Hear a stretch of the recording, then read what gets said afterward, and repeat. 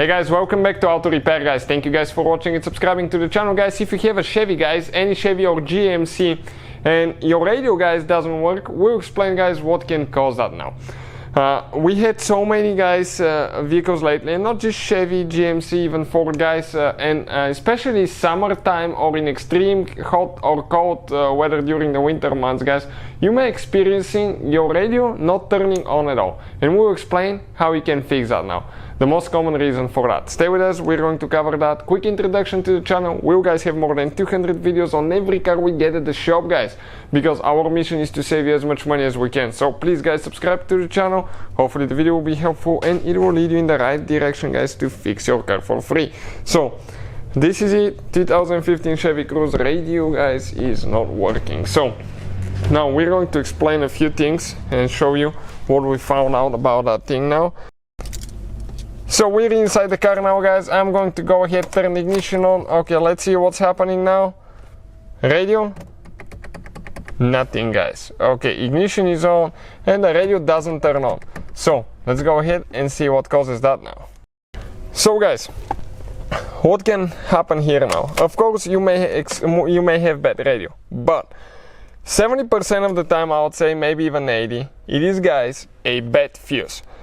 Every radio guys on Chevy, GMC guys, there is a fuse that controls the radio.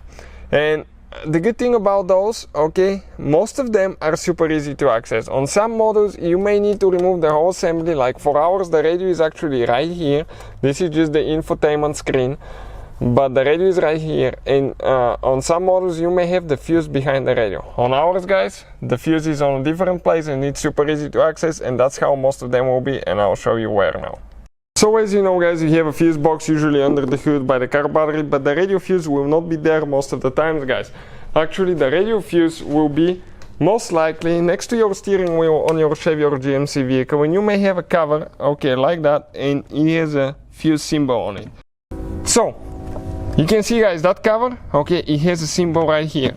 Just remove it, that's a symbol for the fuse guys. Okay, let me show you. Perfect. Now right here, most of the times guys, you will have the fuse for the radio. Now it's one of those, and sometimes it may say in your manual radio fuse. In other times guys, it may say infotainment fuse. Infotainment, not radio. This is guys for the infotainment system, which is known as the radio, okay, system as well. So in our case guys, it's fuse number 4 right here. I'll go ahead and remove it, burn fuse. If you guys need to buy new fuses, okay, check out the link in the description of the video below. Amazing deal guys, okay, on that big package of fuses. Comes with a free fuse puller as well. So I'll go ahead and replace that one now.